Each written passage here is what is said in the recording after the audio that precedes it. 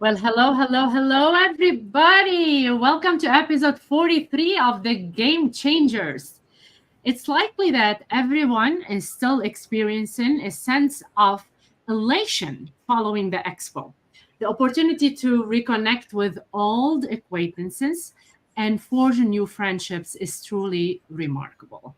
Some individuals were visibly overwhelmed with joy, happiness, and kindness, while others formed circles reminiscent of social gatherings.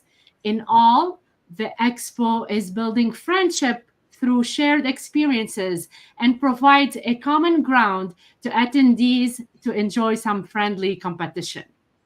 I'm your host, Carla, joined by my wonderful co host, Hope, which I met for the first time at the expo this year with the whole TSA family.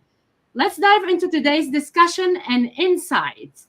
Before we dive into today's episode, I would like to extend my sincere gratitude to Evan, Iggy, JC, and the whole TSA team for their invaluable support in providing us with this platform to engage with the distinguished individuals within our community. We invite you to join us to explore the lives and stories of our guests, uncovering their personal insights, experiences in fantasy football, and much, much more. The Game Changers is not your ordinary podcast. It has formed a cherished community, and we are honored to share this journey with all of you with us this evening. Hope, how are you tonight? Do you have anything else to add? I am so happy to be here. I'm so still a little bit hungover, I would say, from the expo. What a beautiful trip that was. I mean, so much love that went on in that expo. I got to hug you. Your beauty was just radiating all over the place. Your heart shined like I knew, but huge. What an experience that we had. Just all of that, everyone supporting everybody at that expo, trying to help each other, and it was like one big beautiful family. So I'm happy to be here tonight. I'm really excited about the show.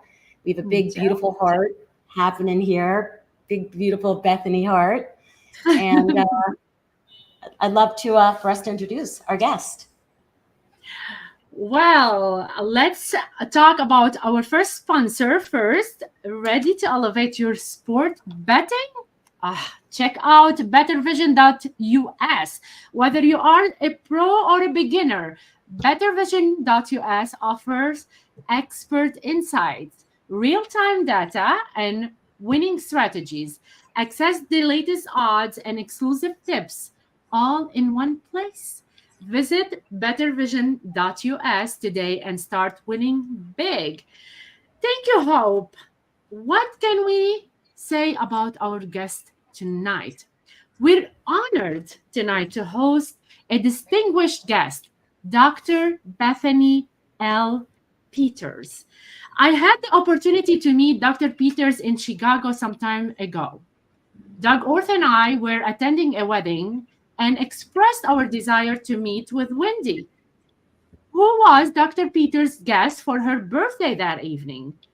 Upon inquiring if Doug and I could join them, Dr. Peters graciously welcomed us. We thoroughly enjoyed our time getting to know her and learn about her remarkable journey through the evening. Dr.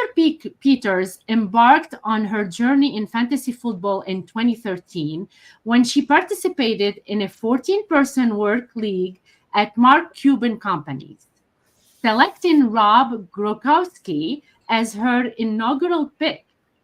Since that time, she has established herself as a significant figure within the fantasy football community. Her Pitbull Kelsey, named in homage of Travis Kelsey, represent her initial championship, which she's wearing tonight, victory in 2019. Currently, Dr. Peters is actively involved in several esteemed leagues, including the Scott Fish Bowl and Battle of the Sexes. She's also a regular participant on Pete Overzet's randomizer and closely follow the insights of notable fantasy football experts such as JJ Zacharyson and Denny Carter. In addition to her involvement in fantasy football, Dr. Peters operates her own consulting firm, Analytics Consulting, and is actively engaged in philanthropic efforts. She has completed marathons in Chicago, London, and in training for the Berlin and Tokyo Marathon to raise 50,000 for Team World Vision. Her initiatives aim to provide access to clean water for developing nations and to support children in need. Dr. Peters is also dedicated to her community through her church, Renewal Church of Chicago, and serves on the Regional Alumni Board of Directors for Duke University, where she received her PhD in economics. Her Scott Fishbowl team name, Laffer Curve, reflects her academic background in economics and pays tribute to a memorable scene from the film Ferris Bueller's Day Off. Please join me in welcoming the exceptionally talented and multifaceted Dr. Bethany L. Peters. Dr. Bethany, welcome to our show tonight. How are you? I'm doing well. How about yourself? I'm doing great. How's everything? Let's talk a little bit how we met. Oh, yes, we met, as you said, at my birthday party. It was my 50th birthday, so yay, half a century. And this is partly why I have a $50,000 goal of fundraising for this year between these two marathons. And at the party, I gave out 50-cent pieces as drink tokens. In fact, I have one right here. I think I will use it to buy Gatorade Zero. That's awesome. Yes, that was really awesome. You know, like you were welcoming so much. I went to Chicago with Doug Orth. We were going for a wedding, and then I wanted to meet with Wendy. And then Wendy said, "You know what? I have a party. Let me ask Bethany if she will let you come in." And like in 5 seconds, she called me back and she said, "Oh, you guys, you're in." And then you were so welcoming. We were sitting there. We never felt that we were not part of the group. You were coming in, you were talking to us, and we felt so engaged. And you had flowers all over. You decorated yourself. It was so beautiful. So you did everything by yourself.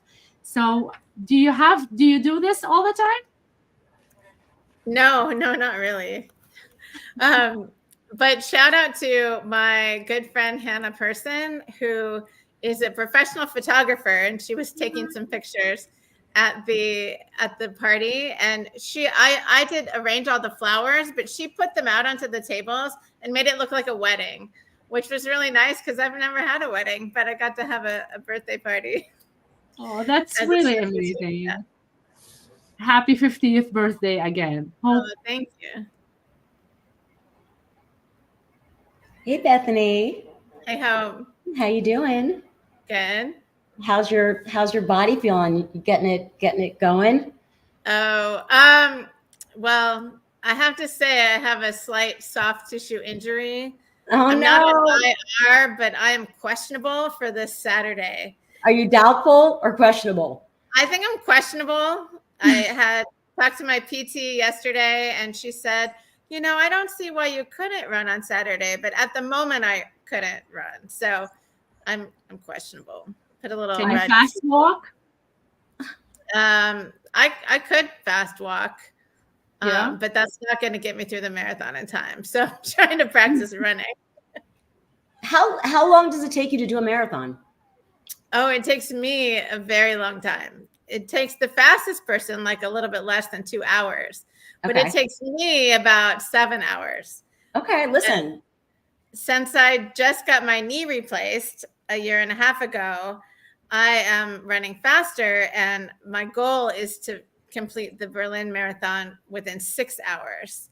Whoa. So that's a PR of more than an hour. And if I'm healthy, I think I can do it. That would be amazing. So in 2019, when you moved to Chicago, you never ran one day before. Well, right? I did run track in high school, but I never competed more than one time around the track. Yep. And after that, I just ran for exercise, the occasional 5K here and there. And then one day in April 2019, I just like suddenly signed up for a marathon. And that was it. And then that was it. And then it turned into something really beautiful. I would love for you to tell everybody how your barely marathons turned into this wonderful, beautiful thing that you're doing. Oh, well, okay. Maybe I'll start with how I actually said yes on that day in April 2019. Yes. I was sitting in my church, and some people with orange jerseys, orange is the color of Team World Vision, they came into my church. They gave a presentation with video of kids having a water party, a clean water party, which is what happens when like the water first breaks in a community. And the kids were just so happy. And I was like, wow, that's a really great cause. No, I'd love to be a part of that. And then they said, and you can run the Chicago Marathon. And I said, oh, no, I don't want to be a part of that, because I, had maybe run 4 miles max up to in a row up to that point in my life. But I was also really involved with something going on my phone in fantasy football. So right after the service, I was looking at my phone, had my headphones in, and they had said, like, oh, there's going to be a meeting for people who are interested in running the marathon after the church service. And I was like, oh, that'll be nice for those people. But then after the service, I just on my phone, and then I looked up and I was in the meeting. The meeting had surrounded me. And so there was just one person who now I know her name is Carrie. She was leading the meeting, but everybody else had like pieces of paper that had been handed out, and they were looking down at their paper. But I was looking up at Carrie because I didn't have any paper. And she was saying these inspiring things like, do you want to make new friends? Do you want to get in shape? Do you want to be part of something bigger than yourself? And I was like, here's my money.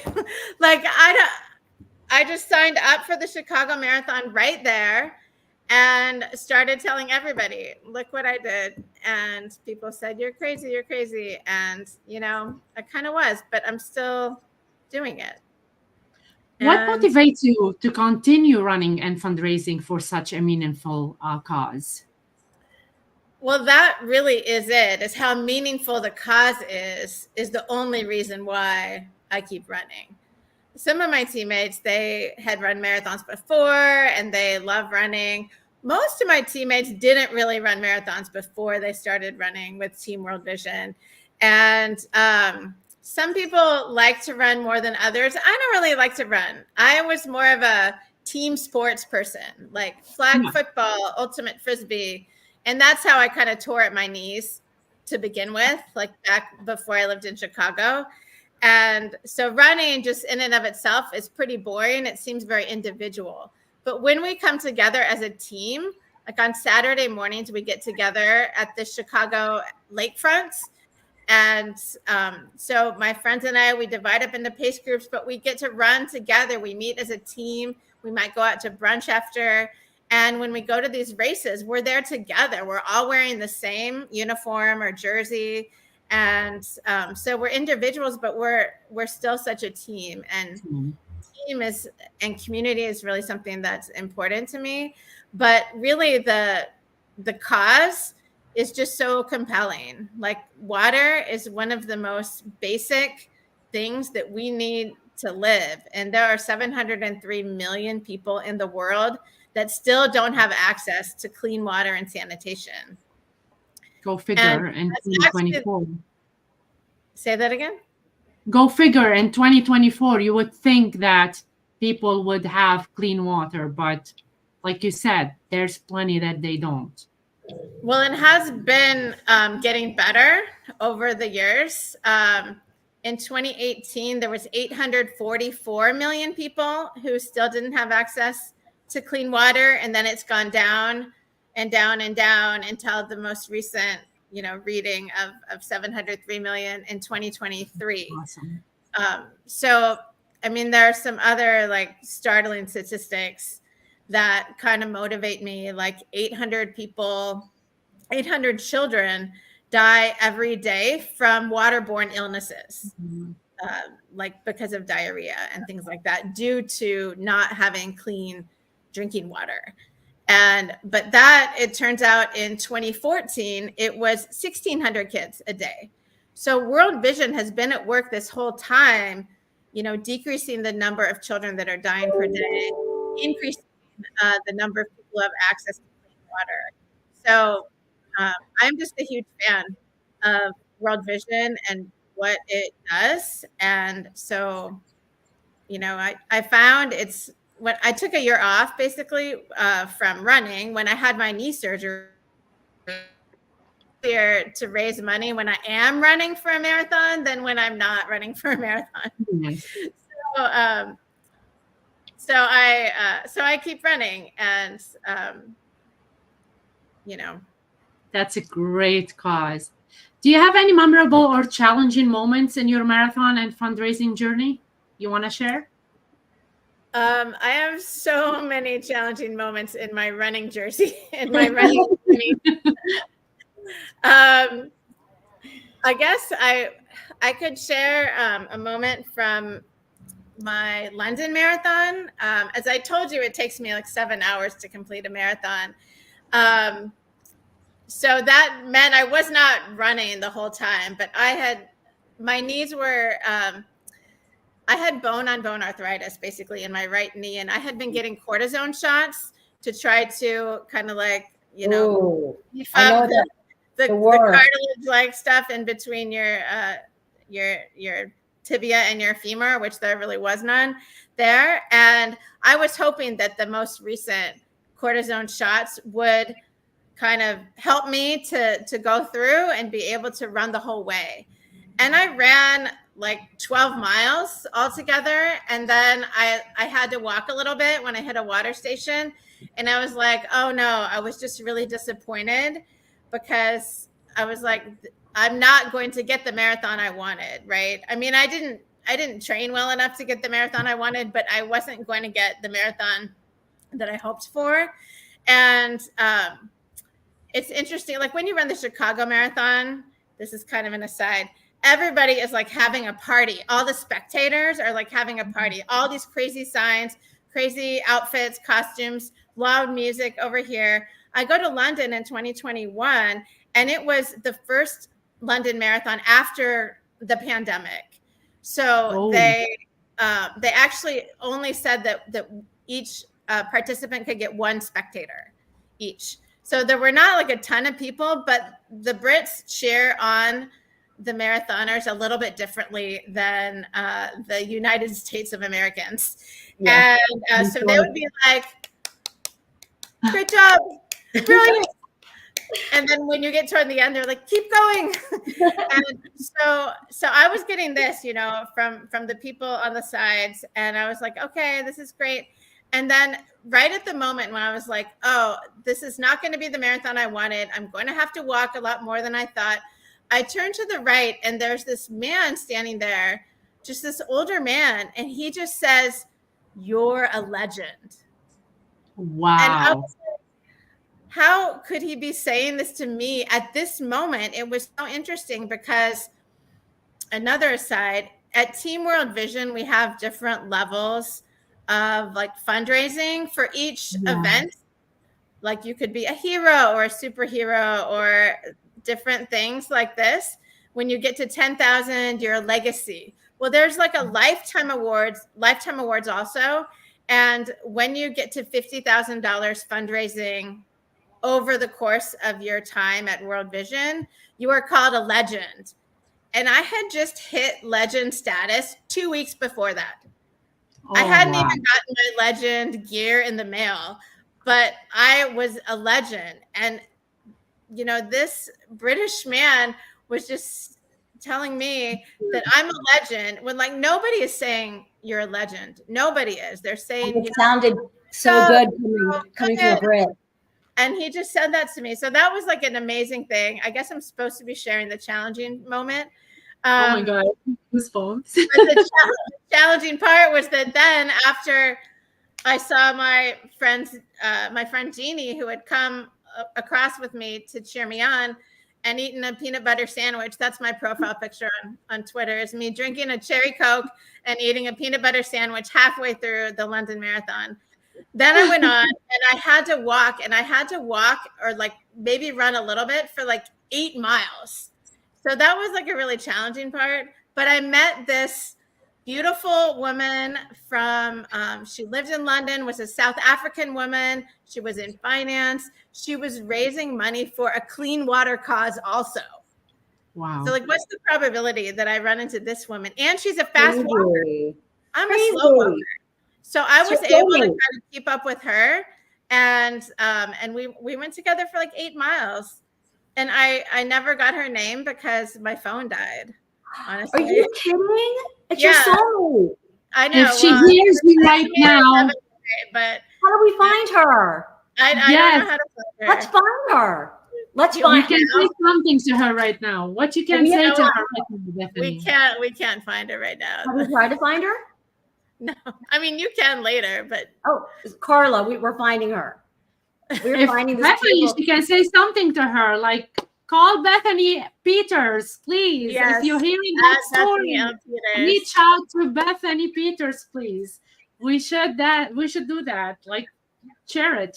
That's amazing, Bethany. It's amazing. That's really cool. It's really like challenging, memorable, and everything. And to be called all of this, you're doing a lot of great things in this world, and you're making a difference one step at a time, which is what I want to do, which is what Hope wants to do, which is what everyone wants to do.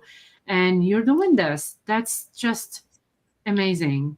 I love that you're sharing those stories. I want to sponsor you. I want to, on behalf of Game Changers and the Sports Affiliate, I'd love to sponsor you $50. That gives a child lifetime of clean water, correct? Yes, that is the step. I'm going to do that. I would love to do that. Thank you so much, Hope. And if anyone wants to sponsor, like Hope is doing, there's a link in the YouTube. You can click that link, or you can always go to at Bethany L. Peters on Twitter, and we can share everything at the end of the show as well. You can sponsor as well, like Hope is doing. Go ahead, Hope. So Bethany, you don't have to do 50. I mean, I'm doing 50, but it doesn't matter what you give. It all helps. No. I mean, $1 would help. I mean, $10 would help. You know, if you want to give $5,000, okay, nobody has ever given something like that. So what's the strangest, craziest donation you've ever got? Okay, this is also back when it was actually just after the London Marathon. For some of our marathons, we will collect money for clean water in developing countries, and sometimes we will get children sponsored. Okay. So there are like Abdul is one of my sponsor kids. Oh. And so he lives in Uganda. I sponsored him the night before the Chicago Marathon in 2019. So it's been almost 5 years since like we've been together matched as a sponsor and sponsored child. So I was trying to get people sponsored, and I had a lot of kids sponsored. I had maybe 30 kids sponsored for the London Marathon. But then when I got back, I was, you mentioned in your introduction that I'm a participant in the randomizer with the Deposit Kingdom with Peter Overzet. Yeah. Also affiliated with the Deposit Kingdom is something that is now called The Club, but was called Club Top Shot at the time. Do you remember Top Shot? Yes. When it was big? Okay, so a bunch of us were into it when it was big. And for people who were in the VIP Discord of the Deposit Kingdom Discord, we could be invited onto the show, Club Top Shot. So I was invited onto the show, and I was recounting my London journey, and I was telling them that I was still getting children sponsored. And Ethereum, remember that cryptocurrency, at the time, it was like $4,200 per one ETH ETH was $4,200. And I was like, you know what? Even if somebody donated 0.1 ETH, that would sponsor one child for a year. That's sick. And so I was just on the, like I'm not watching the pod. I was just on the StreamYard here like this is. And so I didn't see the comments that were running down, but there was somebody named Plunge Father. I still don't know his real name. And he was like, what's Bethany's ETH address? What's Bethany's ETH address? He wanted to give me 0.1 ETH so that I could sponsor a child like on his behalf. Okay. And I got out the child here. Okay. So I did a program that is called Chosen. You might not be very familiar with child sponsorship, but I'll just share a little bit now. But like a typical child sponsorship model would involve like, hey, here's a child. I love that her name is Angle because that's like a math thing. And I'm a big math person. Anyway, so Angle is in Uganda. You could choose to sponsor Angle and then you'd be matched with her. So the sponsor chooses the child. That is the typical way. This is the historical way it's been done with World Vision and with other organizations. But now World Vision has a program called Chosen, which puts the choice into the child's hands. So instead, when I said that Abdul, and I became Abdul's sponsor on the night before the Chicago Marathon, we actually all had our pictures taken. And we sent those pictures to his village in Uganda, and Abdul got to go up and choose me as the sponsor. So that makes me feel very special that someone wanted to choose me, and he feels empowered. He got agency. These kids don't get to choose so many things themselves. It gave me chills. I mean, some of the girls can't even go to school because they have to go fetch water every day, bring it back to their families.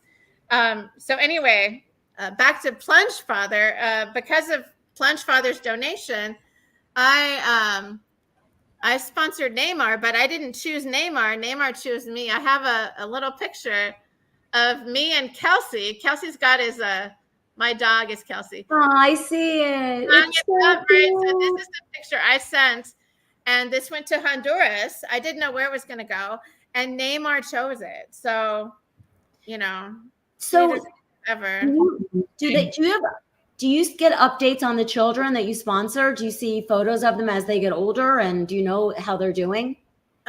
Yes, I do. World Vision keeps track of that kind of thing.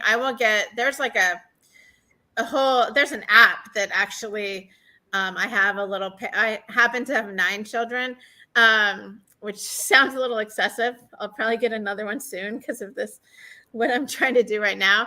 But you can see about the country, about the region. It'll even tell you what the weather is at that moment. And it'll give you updated pictures. Depending on what area of the world they are in, the picture updates might come more frequently than others. Like some people are just in war-torn areas that it's just tough to get as many. And then they also, you can write letters to them, and you can just do it like over their email, an online platform. I can write to all 9 kids at the same time and just give them a pretty generic message, but I can send photos.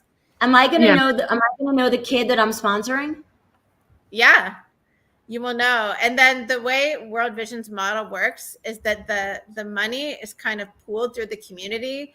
So you will be matched with one child, like I have Abdul, but there are 4 other people in Abdul's community who are benefiting from the $39 a month that I send to Abdul.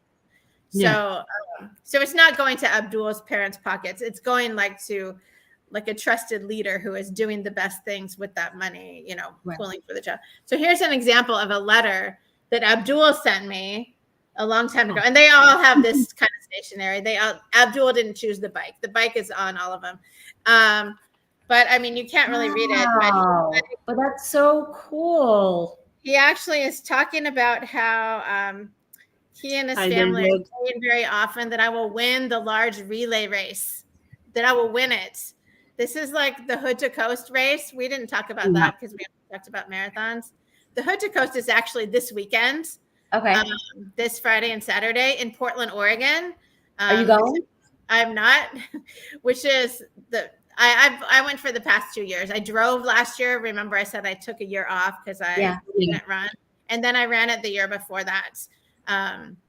So it's a really special race, especially for me, because I grew up in Oregon and grew up skiing on Mount Hood, grew up going to Seaside Beach. And that's where you're running from, Mount Hood to Seaside Beach. And you run right through Portland.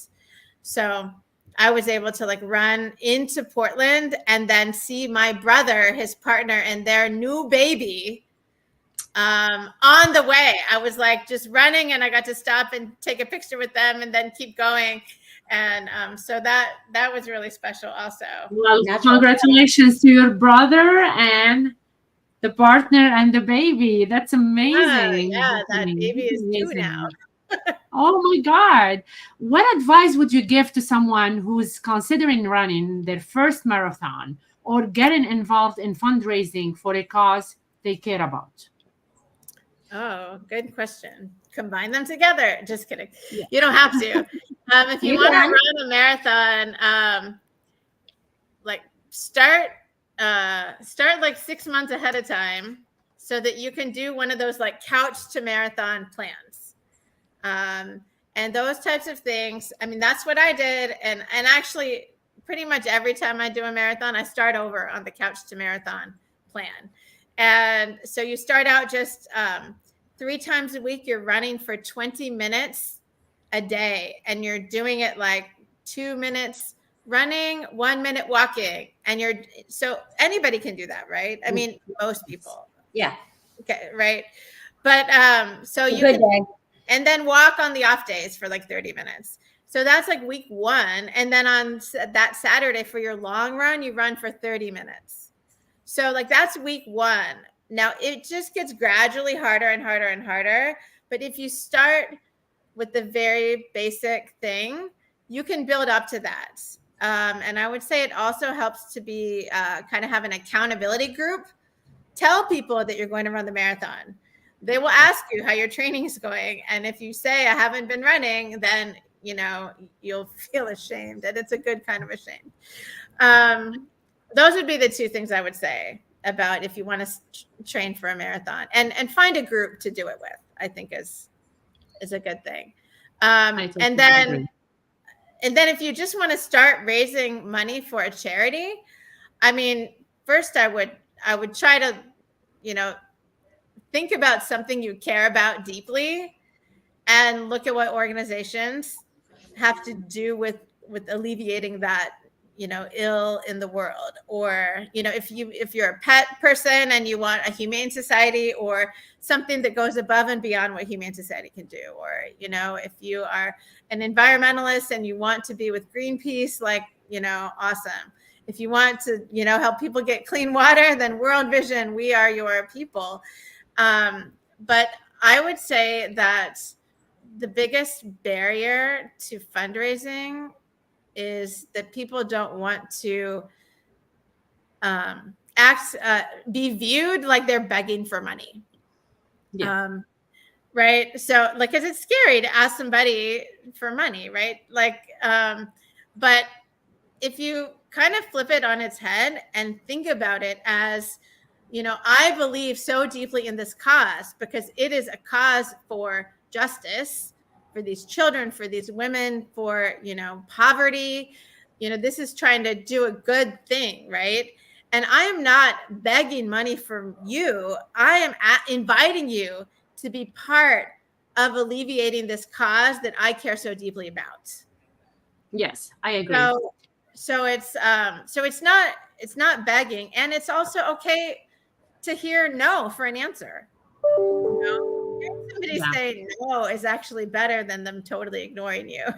Shout out to everybody who's told me I just can't give right now. Yeah. I so appreciate that you responded to me and you acknowledge that I, am doing something, and they say, go Bethany, you just want people to know what you care about. I think it's so beautiful what you do and inspiring. I mean, it makes everyone want to be a better person. I mean, the fact that what you do and pushed yourself and had your knee fixed up and keep on going. And it's just so beautiful. That's amazing. I'm honored. Yeah. So I do a lot of charities too. So what I do with my Zumba events, we do different charities. So that's why we do the events and we ask people to come over and we do different charities as well. So I do agree with you. Sometimes people would come and they donate, and sometimes we do for Toys for Tots, or we do money for the charities and stuff like that. So it's like yes and no. So I do agree with you how it goes. So it's a game sometimes, and it's challenging. So kudos for you for raising 50K. It's just like it's a lot of challenge. So thank you for doing that. That's amazing. 50K 50. Right. That's what I need to do this year. I think I have 17,000 so far, and I need 50,000 by next May 23rd. Yeah. It's so we're ready to talk about some fantasy football for a few minutes. Oh, sure. Oh, so how many teams do you have? Like, do you have dynasty teams? Do you have redraft? What's going on? To be honest, the redraft teams have seemed to go by the wayside. I have the Scott Fishbowl is redraft. Yep. How'd you do? Well, I think my team looks great right now. Nobody has been injured yet. So, it all looks good at the beginning. Did you do a lot of the punt returners? Like, what kind of, did you have, like, what'd you do? Like, what was your... Okay. So the only player I got that does return punts sometimes is Chris Conley. Shout out to Chris Conley and his wife, Brianna. They are my favorite NFL family. And Chris is kind of a journeyman. He's on like maybe his fourth NFL team. He's with the San Francisco 49ers. Just signed his second year, like to a 1-year contract. And he's a receiver, but he also has done punt returning type work. So I drafted him with my last pick. There wasn't even a sticker with his name on it. Okay. I like it. Took home the board. Like at our live draft, we vote to see who had the best draft. You did a live draft. We did a live draft. Where? In Chicago. Church Street Brewery. Okay. I just say Ithaca, but it's like Ithaca, or like I don't know how to say it. Like, sorry, Chicagoans, but so he filled out the rest of the draft for us. Like we only did half of it live, and then we did the other half online, just like slow draft. Yeah. And on Sleeper, and he had to write in Chris Conley because I know that name. I know that name. Yeah, he's awesome. That's so great. He's an NFL champion. He was with the Chiefs at the beginning of his career. Okay, there you go. Chiefs, that's my team. Yeah. There's a lot. Yes. Oh, wow. So David Burns is asking something. What team do you feel will be playoff contenders this season? Oh gosh, I'm not that kind of doctor. Come on, David. I mean, some teams I kind of like. That I don't know if playoff contender just to be in the playoffs. Who do you think? What team do you feel? I mean, I think about half the teams are going to make the playoffs. yeah, I mean, Kansas City looks good. I think Philadelphia looks good. I don't know. I mean, I kind of like Tennessee more than a typical person, maybe. So do you like mayonnaise in your coffee also? Who likes mayonnaise in their coffee? The Tennessee Titans quarterback, Will Levis. Oh, he's doing a commercial. He's doing I think he's doing a commercial with a perfume commercial with mayonnaise and perfume. Oh, I saw that. I didn't realize it was Will Levis. I don't really know what he looks like. He loves mayonnaise in his coffee. Well, I have heard of people putting butter in their coffee. Mayonnaise. And I put half and half in my coffee. Do you change your opinion if they're going to go to the playoffs now that he puts mayonnaise in his coffee? Well, I can support somebody in football and not support their off the field activities. Okay. And I have to do that with a lot of these players, or else I would be at a disadvantage for not drafting them. That's true. Can you share more about your first championship run in 2019 and how Travis Kelce played a role in it? Okay. So this is a team, shout out to Andy Go, our commissioner, the MMQB NODA Fantasy Football League. NODA stands for North Davidson. It's an area of Charlotte. So we had a live draft in Charlotte, actually. And I remember actually drafting Austin Eckler. This was the year that Melvin Gordon was having his suspension or something. Okay, I remember that. And so I actually made a mistake that year. I traded Austin Eckler for T.Y. Hilton. I don't know how I won this championship. And T.Y. Hilton then did nothing. And Austin Eckler continued to do amazing things. Juju Smith-Schuster was my first pick at the 1.11. Okay. Now, this was the year that Juju tanked. Okay. So again, how did I win? I'm not even sure, but Kelce was my second round pick. So he was like my 2.02 or whatever. Yep. And Kelce was not often the highest scoring player, but he was the most consistent. He was like guaranteed, hey, Wendy, guaranteed 15 points a game, every game at least, like 15 to 22, maybe up to 25 points per game. And so I won that in December 2019.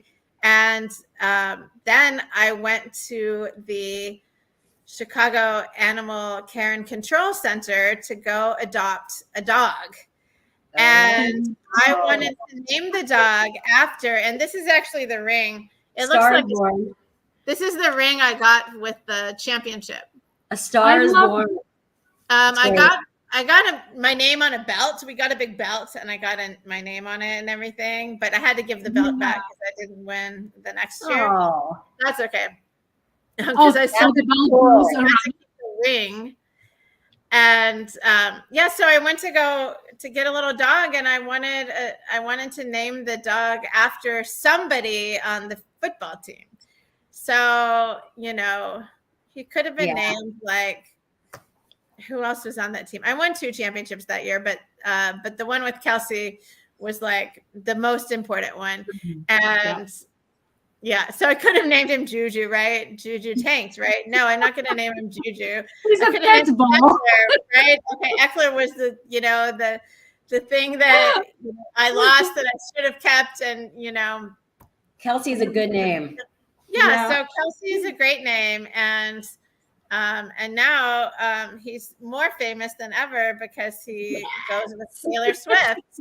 I can't do the heart. Are you a Swiftie too, Bethany? I think Kelce Are you a Swiftie too? I'm not a Swiftie, but it's ironic because they've been writing stories about how some daughters have been getting into NFL and watching with their fathers because they want to watch Travis Kelce. Well, because I like Travis Kelce, have been getting into a little Taylor Swift music. So I wouldn't call myself a Swiftie, but I've listened to the latest album, and I'm also into The National right now, and there are 2 collaborations between Taylor Swift and The National, and I love both of those songs. That's amazing. I love it. I just love that. So Wilco, a band that I love. Can you tell us about Yes. Wilco? A little bit about Wilco? Yes. Wilco will love you, baby. That's the thing. If you're familiar with the music, that is a song. And yes, I became a fan of Wilco on October 30th, 2002. So long before fantasy football, I had a friend who I was a professor then, and a fellow professor told me that they had just shown the film I Am Trying to Break Your Heart, a documentary about the making of Yankee Hotel Foxtrot. But we didn't go see that because it was like starting at midnight. But he was like, if this band ever comes, I want to go see them. And so then like a month later, he called me and he was like, remember when I said, he's like, that band is coming, you know, do you want to go? And so I went, and I had not heard any Wilco at all until that day. He gave me 3 songs off of Yankee Hotel Foxtrot, which was the album that had just come out. That was that tour. Yep. And yeah, then I went to the show and just fell in love, and then listened to all the music. And it's been 22 years. I've been a Wilco fan. I've seen them like 70 times, and in like 10 different states. So I travel to see Wilco. We're kind of a cult, actually, now that I think about it. We have our Mecca is North Adams, Massachusetts. It's called, not that Islam is a cult. Sorry, I don't mean that. But we know. Solid Sound is the name of the music festival. And it's a 3-day music and arts festival at Massachusetts Museum of Contemporary Art, Mass MoCA. And it happens about every other year since 2010. And I've been to all of them, which are 8. And yeah, so, and I've made friends from there. It's just like, they're friends I know only from Solid Sound Festival. And I have gone back and listened to Uncle Tupelo. Oh, nice. Don't mind Uncle Tupelo at all, but I don't love them quite the same way. We're gonna shout out to Janie. She's Greg's wife, Greg Kellogg, and she's watching you. So we're gonna say hi to her and every single one of you guys. Thank you so much for watching us tonight. So Bethany, your Scott Fishbowl team name Laffer Curve is inspired by an iconic economic scene. Can you tell us more about why you chose this name and what it means to you? Okay. Well, I have to caveat, because we were not actually allowed to choose team names in the Scott Fishbowl, because our name has to be our Twitter handle. Yep. Like, those are the rules. That's the rules. So my name is at Bethany L. Peters, you know, very original. But we got to choose which league we were going to be in. And all of the leagues, or divisions, I should say, all of the divisions have to do with a movie this year. So like I don't even know how many divisions there are in Scott Fishbowl. It's so many, like 1,000, 1,200, who knows? And they're, yeah, I need to learn how to do that. Almost there. I love it. Love yeah, you. So I joined the Ferris Bueller division, which was in one of the Live Chicago divisions. And in that movie, Ferris Bueller's Day Off, I would say the most famous scene is where Ferris Bueller is like falling asleep at his desk, and the teacher is going, Bueller, Bueller, anybody, Bueller. Well, it happens to be that was economics class. And he's talking about like supply side economics, and the Laffer curve is the relationship between the income and the blah, blah, blah. And so, I mean, I noticed that right when I watched the film, but yeah, so I always just think of that scene. That's the most memorable scene to me about the movie, because it has to do with economics. So since I'm an economist, that's what I gravitate toward. Of course. But nobody really knows what the Laffer curve is. I mean, not a regular. No, they do. So, Bethany, who's your favorite football player? Like like now, like. No, I don't. I mean, it sounds like I'm such a Kelsey freak, but I'm really not. You are. Admit it. I basically love all the players that are on my team, and I have so many teams now that basically I love everybody. But you don't have a few people that you always want to draft, like I know that I have no. I mean, I might have some people I tend to like more than others, but I don't want to like. I probably have. I've drafted a bunch on Underdog Fantasy. Shout out to Underdog. I maxed out their pit bull tournament. All their tournaments have to do with dogs, a lot of them. Yeah. And so since they finally did a pit bull tournament and I have a pit bull, I maxed it out. So I think I maybe drafted Kelsey once in one of my 10 teams for there. I won I didn't win the board. Oh, so you're a baller.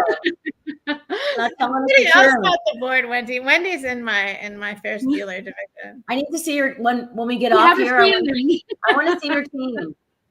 I want to see your Scottish Fold team. Okay, when we get off, I'll have to. I drafted live also in Fort Lauderdale. Oh, awesome. So you have a diverse range of interests, from economics to fantasy football to marathon running. So I want to know, how do you balance these passions and find time for everything? Oh, this sounds like an interview question. Of course. I use my calendar. Now, in terms of the running, really getting up early is the thing you have to do, especially in Chicago in the summer, because it will get hot later. And if you don't go running in the morning, you just might not that day. Yep. Because, I mean, maybe it's just me putting things off. I mean, right now it's dark and I don't really want to go running in the dark in Chicago alone. I mean, just not safe. But then it's like, try to time it so that it's just dusk and you can get done with your run in time before it gets dark, but it's still cool enough when it starts, that kind of thing. That's tough to time. And then you just, I also am doing my consulting work. And so, a client says, oh, we need something else. And it's like, oh, should I spend an hour doing this or should I go running? And then it's like, you don't want to have that choice because you might just choose to make some more money instead of complete your training, which, is your hobby. So getting up early in the morning for running, but I'm not sure what else I need to fit in. Consulting is great because I'm my own boss and I can set my schedule. And if I don't want to take on too many projects and have so many hours, then I don't have to. Yeah, it's great. But then sometimes I want some more hours and then I'm like, where's my project? So, it's flexible and unstable at the same time. It's great. I love working for myself. I work for myself as well. There's something about you could do. And I get up, if I don't go do my power walk in the morning, I don't do it. I'm the same way. If I don't get it done, then all things start going on and then it gets hotter and done. So yes, I get up early. And I have to say that on Saturdays, I've been this is our long run day. And we run at the lakefront and it's like takes 4 miles for me to get there. Sometimes I'll run to the lakefront and then run with my team. And when I do that, like I will get up at seriously 4:20 so that I can leave my house by 5:45 and then 4:20. There's a reason that it's 4:20, not 4:21. No, just has to be 4:20. No, it's not 4:21, but it's like 4:30, a little too late.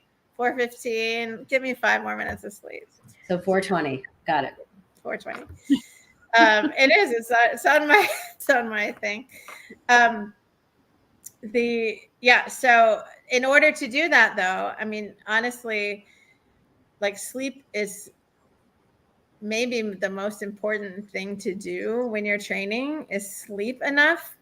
Yeah. So I have to go to sleep at 8:20 to get up at 4:20 and get 8 hours of sleep, right? So I never quite get to bed at 8:20, but I might try to start getting to bed at 8. And it's tough on a Friday night. This means like I haven't been going out on Friday nights at all for like. What's with the 20s? Like what's with the 4:20, 8:20?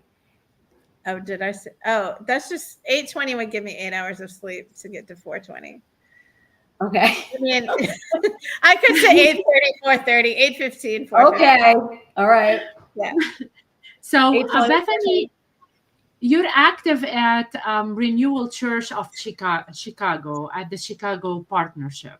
Can you share more about your roles and what drew you to these communities? Good question. The Renewal Church of Chicago, I have been drawn to that community because it's a multi-ethnic, multicultural congregation. Yes. That's like, it's just like a regular Christian church. I generally agree with like the things that most churches believe in, but I'm drawn to it because it's multicultural, multi-ethnic. So like you go there and it's not necessarily that international, but within the city of Chicago, you see people all different colors and nice like that. So that's great. That's why I like to go there. I'm involved. We have like small groups in our neighborhoods where we do like kind of a Bible study that has to do with the lesson of the church. And I volunteer in the children's ministry. So grade school kids. I'm with them like once or twice a month. And the Chicago Partnership I actually heard about through our church because our lead pastor, Derek Puckett, is the president of the Chicago Partnership. And the Chicago Partnership is a conglomeration of like 12 or 16 or so churches that seek to see Jesus visible in every neighborhood. So they try to raise up like church planters and leaders that will kind of fill the gaps in the city. Like a lot of the rich neighborhoods have churches already, right? You see them. They might be empty, but you see them. And there are a lot of poor, under-resourced neighborhoods. And like they want to fill them up and like have a church presence there. So so I took part in something called the leadership cohorts within the Chicago Partnership. It's a 3-year kind of fellowship thing. And I just did the first year. And I'm not like a church planter or, a clergy person or something like that. I'm not in seminary. But I mean, anytime I get a chance to learn from great leaders like within the Chicago Partnership, and we learned from a different leader around the city every month for 8 months that we did this. So that's amazing. So we're going to have one in a year 2. And so I will get to do that also. And how your faith influenced your personal and professional life? So what is your question? How your faith influenced your personal and professional life? Well, I'm stumbling, but I would say that my faith influences everything I do. Within the personal life, I mean, that's why I go to church, and the why I want to fundraise for World Vision. And I just put up with running in order so I can do that. But I wanted to originally go into economics because I love people and I love figuring out why people do the things they do and learning about them. Like my favorite weekend in college was Parents Weekend. I got to meet everybody's parents. Like, where did you come from? Da, da, da, da. I loved that stuff. And so when I found economics, which my roommates basically made me take, they knew I would like it before I thought it was econ and business are evil. Those are all about making money. And they were like, no, you would like it. It's not really about that. And so I was like, oh, this is math applied to human behavior. Wow. It's basically what economics is. That's what consumer theory is. And so because of my love for people and my love for math, they just kind of, came together. Economics. I'm realizing I talk a lot with my hands. I do too. When you watch yourself on a video, it's really weird. I know. It's so funny. I do this. I do I don't too. do that. I do. I thought it was an Italian thing, but I guess it's more than just an Italian thing.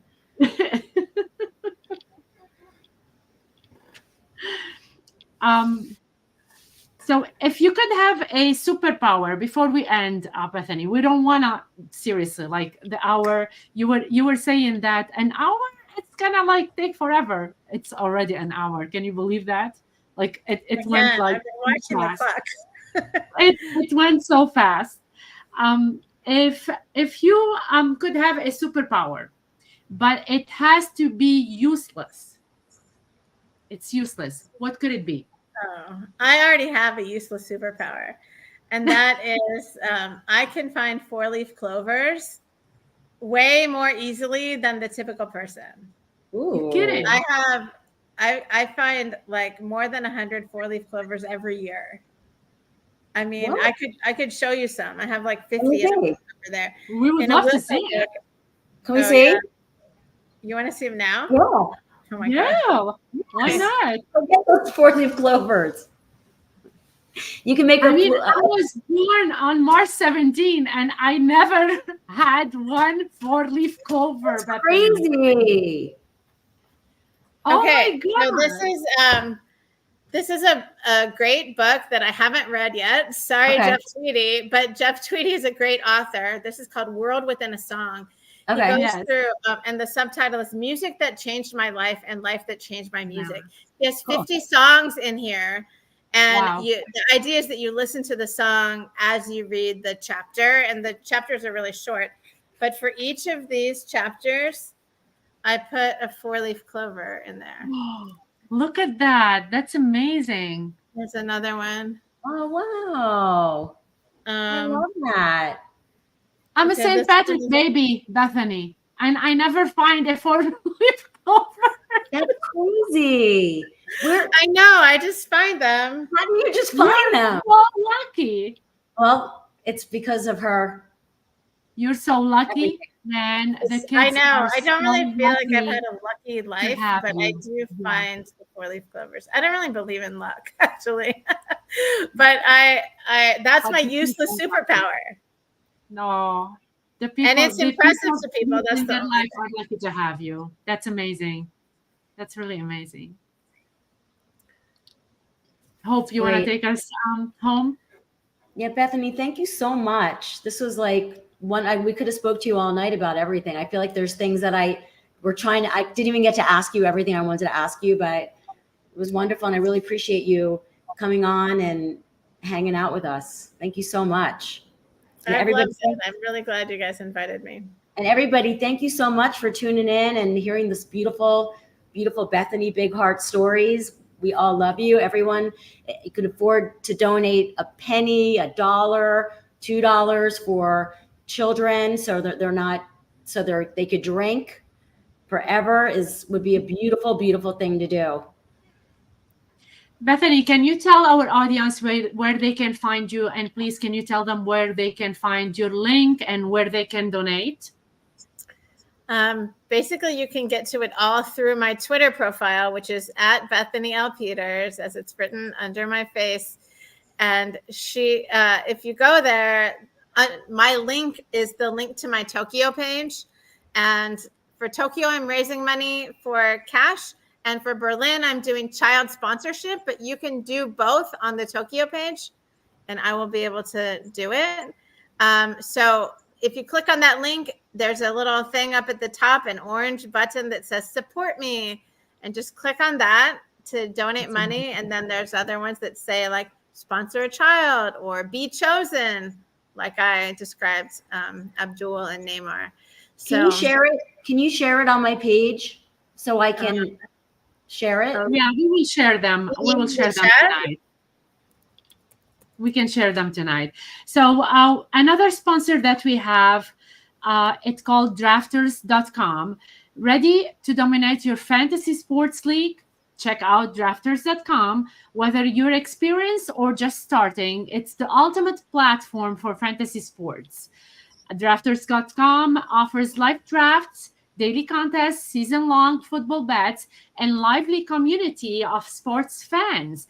Draft your dream team, compete for cash, and enjoy a user friendly experience. Do not wait. Visit drafter.com and elevate your fantasy sport game. Join the action and start winning. You can use the TSA code.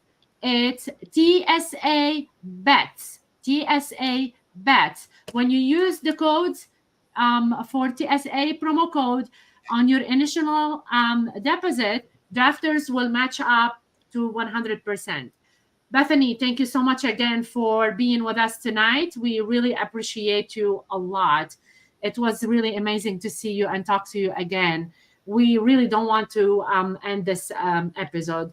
We extend our gratitude to our wonderful viewers and for honoring us with their presence this evening, and their support is really greatly appreciated.